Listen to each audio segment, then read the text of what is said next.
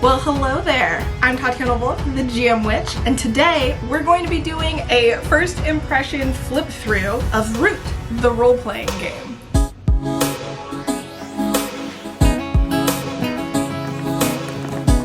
Alright, now before we get into this, I do want to mention that I have seen Root, the actual board game, for many years. Absolutely love the art. The artist is amazing, but I'm somebody who likes cooperative gamings, and the board game definitely is competitive. So I've never actually played it, but when I saw that they came out with a role-playing game, I jumped on board. So in addition to the actual game books, I got a bunch of additional goodies. I ended up doing a late pledge for the game, and by the time everything arrived, I was on hiatus and decided that I would wait until I was back so that I could do an unboxing. And so it's just sat and lonely on my shelves, ready and waiting for this moment. So let's get into it. All right, let's get started unboxing these.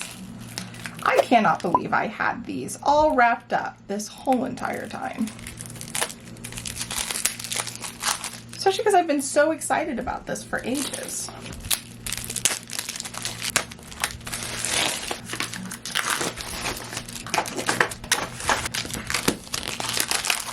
Okay, but first, let's look into the core book to kind of see what this game is all about. Okay, as usual, we have our table of contents with an introduction into the game. This tells you first about the board game that was created originally, and it says that this is based off of the same fictional world as the board game, where you play with many of the same themes and ideas, but from a different perspective. It tells you a little bit about what tabletop role-playing games are, how they work. Okay, then about the actual Woodland, a little bit of lore. That's always fun. I like the playing to find out. So it gives you like core information, but encourages you to play as a way of discovering things. I like that it has this playing safely section, and then it tells you what you'll need. You'll need at least 2 6-sided dice, printed copies of basic moves, the GM material, pencils, paper, and other materials for marking up your sheet and map. So it also lets you know that you're always in a woodland, but the woodlands change. Talks about what it is, the history of it, idea of controlling it. So we're getting a little bit of backstory as to how this world works and why you're trying to do whatever it is you are trying to do. Grand Civil World, Bellum, the invasion, yeah, some more history. So we're getting a lot of world building information about who's in charge, present war, different factions. Really, really love the art in this game. Oh, so cute. So the Vagabond, which is what you guys are playing, and then the fundamentals. This is some examples. So basically this is just a breakdown on how to play. Moves and the uncertainty, more examples, hits and misses, the fiction, shared understandings, starting the game, preparing to play. This is very comprehensive. Close to the medieval, but with a hint of the fantastic. Heroism, focus on the vagabond band, why you should play, and then now we get into making your vagabond. So this looks like character creation. So choosing a playbook, filling it out. It looks like it breaks down everything that you need. Details, demeanor, background questions. Where do you call home? Why are you a vagabond? Who have you left behind? And then which faction have you served the most? Stats, nature and drives, connections. And then, okay, so because factions are a big part of the gameplay, there's this whole section here about how the faction tracking system works. It seems like that's going to be a big part of the play, is trying to improve your reputation with different factions. More information about things that you can do, some equipment information, buying equipment, and then being ready for the adventure. Now we're getting into the core rules. So using moves in play. Okay, so it seems like because you're supposed to use the 2d6s that this might have a similar game style as like Dungeon World World or Thirsty Sword Lesbians, or I'm sure there's a ton of other games. Okay, so it does say some moves use a few additional specialized terms in their results. So hold, +1 forward, and +1 ongoing. These are terms that are very common in some other RPGs. Then we have some basic moves here. So you have a roguish feat, and then it gives you information on what happens if you roll a 7+ or what happens on a 7 to 9. It doesn't say yet what happens on a 6 or below. I do find it very annoying that games like this don't say that up front. I noticed this recently with another game. So at this point, I'm flipping back and forth to make sure that I didn't miss it in one of the areas that I've already passed or read through. I'm still not finding anything that tells you what happens when you roll a 6 or lower. So it says when you attempt a roguish feat that you're skilled in, say your goal and roll with finesse. On a hit, you achieve your goal. On a 7 to 9, mark exhaustion or one risk of your feat GM's choice comes to bear. When you take a roguish feat that you are not skilled in, you are trusting fate. Cool, cool. Still doesn't answer my question. So one gripe that I have is it doesn't seem to lay out in the beginning of the moves how the dice work. But I'm assuming maybe that'll tell you something in the GM section. After going through all of the moves, so then we go into the functionality of harm, and then session moves, and then we get into our playbooks. We should also have some of their own special moves. Alright, so we have a couple of cute playbooks. Everything that you need for that. Alright, and then we have advancement and equipment. The Vagabond can earn 1 advancement each session for each drive they fulfill. Choosing advancements, changing your character, making a new character. What is equipment? Load, value, buying and selling, crafting things, negative tags, positive, inventing your own tags, pre-made equipment, running the Woodland. Okay, so GM, more cute art. Make the Woodland seem large, alive, and real. Play to find out what happens. Principles. Be a fan of the Vagabonds. Those are all great. GM moves. For every single player facing move in the game, like all the basic moves, the weapon skill move, the playbook moves, and more, something must happen if they roll a miss. A total of 6 or less.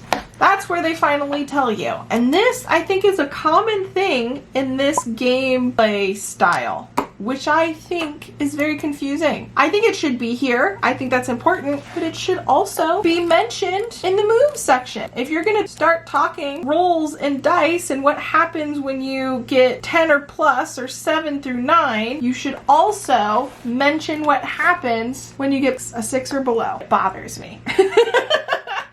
Regardless, I'm still loving this. So I also love the system that it's based off of, and seeing that a lot of games that I'm really interested in are based off of this system with a couple of small adjustments makes me really excited to try them out. I love the idea of the GM moves and a lot of things not necessarily meaning a failure, and softer and harder moves. There's diagrams here, just information for GMs of all kinds. Putting someone in a spot, capturing them, disrupting their plans and schemes, like all kinds of advice. I love this quite a bit. Information about using NPCs, fight scenes, managing spotlight. Like there's a lot of really useful information. I always love when books give you examples about how things work, and it looks like this has plenty of that, which makes me really happy. And then the Woodland at War. So it's talking about making your actual woodland, creating the map, and then it has examples of these woodland creations,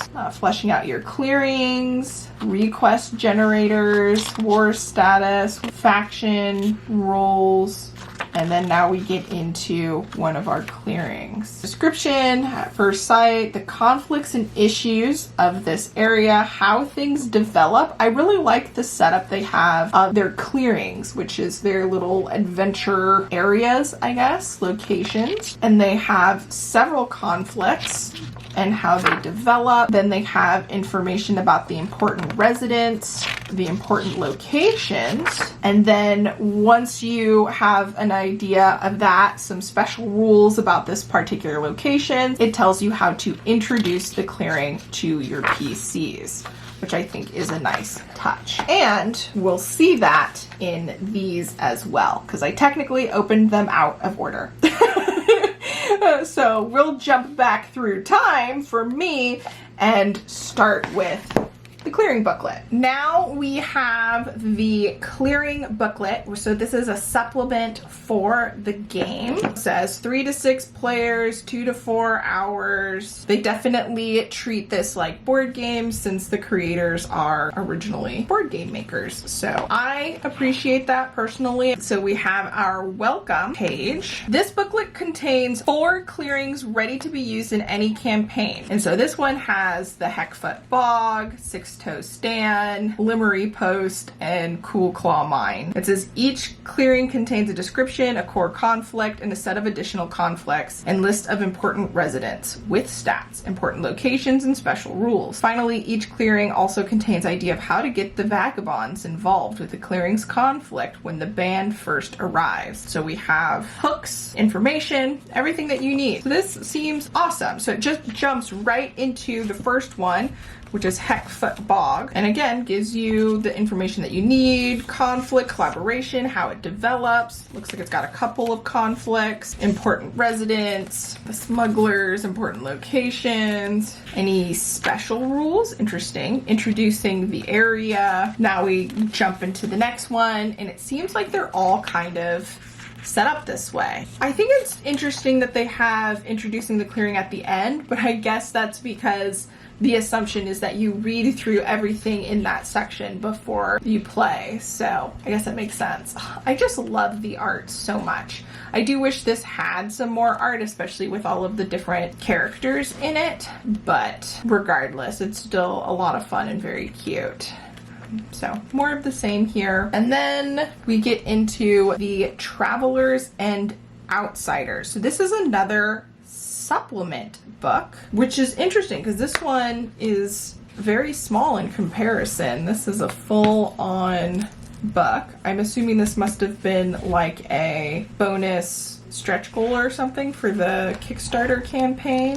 We do have a table of contents here, several different locations. So it looks like this has a lot more going on. This one seems to be more focused on clearings. And it says this one's a whole new world of adventure, new mechanics, new character types, new systems. Each chapter builds upon the existing rules. Okay. So this is all bonus stuff. Extra additional information that you can get. It's got a breakdown of the stuff that you can expect, expansion information, new moves and skills, masteries and more, new equipment, new playbooks, information on tailoring the campaign, war advances, and then 2 new clearings. So most of this is just bonus content. It's not even clearing information. So we have changing the history, moving forward, the River Folk Company, the Lizard Cult. Ah, it's so cute. Doctrine. Lizard Cult has a firm hierarchy. At the top of each clearing sect is a single acolyte, the voice of the dragon, who presides over a garden. Officially, all Woodland acolytes are subordinate to an acolyte council back in the cult's desert home. Interesting. So they have some really nice world building, it seems like. The Corvid conspiracy kind of talks about how it affects different areas. This is great. New moves and skills. Lead troops in battle. Planning a new project. Gossip. This is still in moves and skills. Masteries and more. What is this? Making your own species and abilities. Nice. Some ideas for some existing things. We need mastery, trick and NPC, custom moves. New equipment, new playbooks. cute. Tailoring your campaign play. So it looks like some tips for playing the game, designing your campaign, ending your campaign. Beneath the surface playbook. So some more information about the different playbooks. When to use random events. I love the GM resource section here. War advances. Revolt, military actions. Using the board game. Excuse me. You can actually use your board game to help set up your version of the Woodland. This is a lot simpler than it might sound. Essentially, to create a Woodland using your version of the board game, set up the board game as normal, choose your map. This will be the map of the Woodland that you use for the entirety of your campaign. You can name the clearings later, but the paths and positions of the clearings and dominant population will all be the same. Making your own clearings. And then it looks like we get into our first clearing. Yep, and then it's got the people and the location. So this is similar to the clearings booklet. Yeah, and here we have our second one, which I think is the last one of this book, and then introducing the clearing. And that's it for the expansion. So these add on. All right, so we have this map pack, which has single-sided laminate maps that may or may not be good for writing on. It looks like they are, because we have all of these blank spaces for us to fill out. Same with this map. So we have several different locations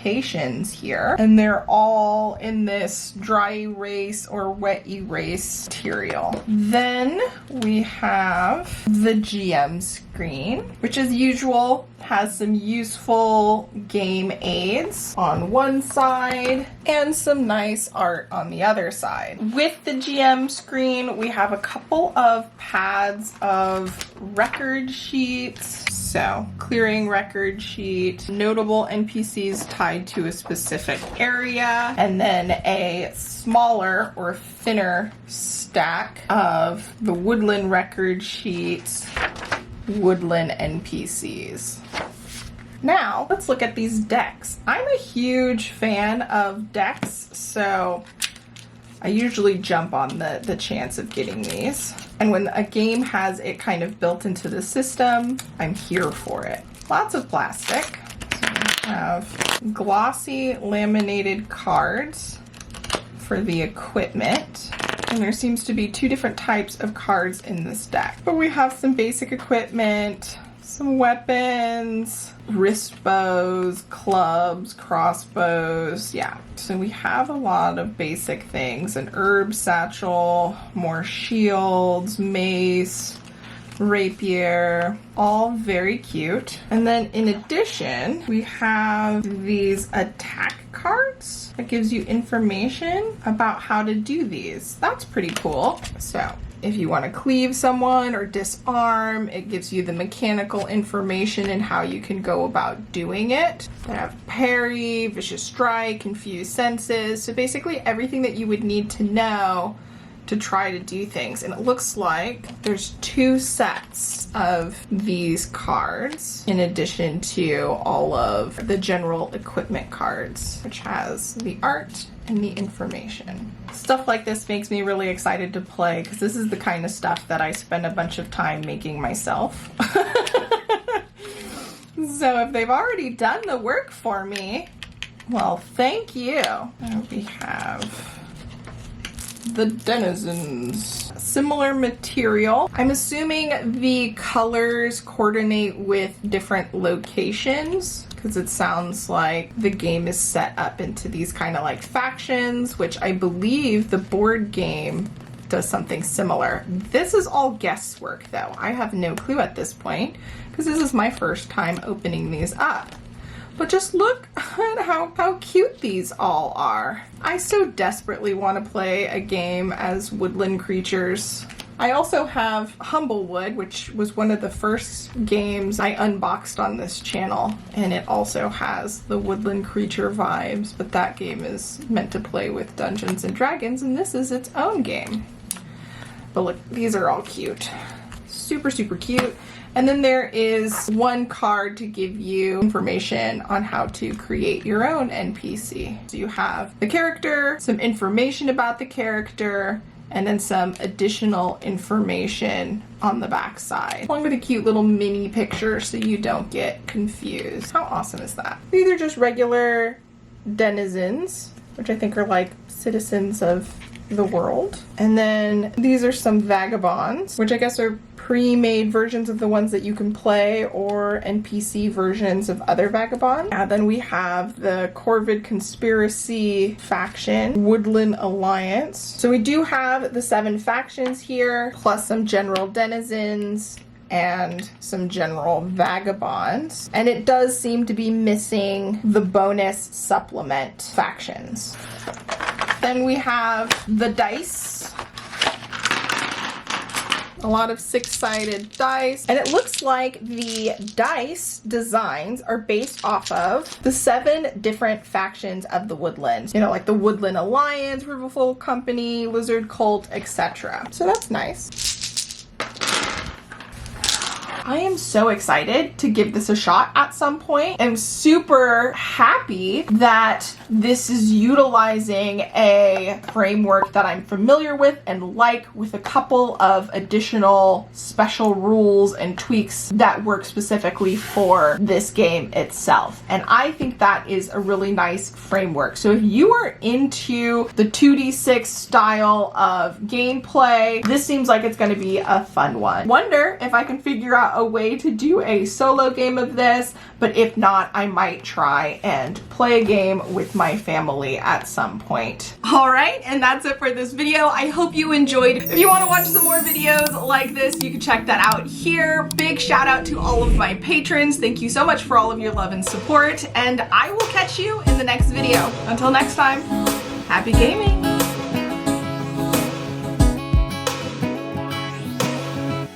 Can she grab it all? Almost. Here we go.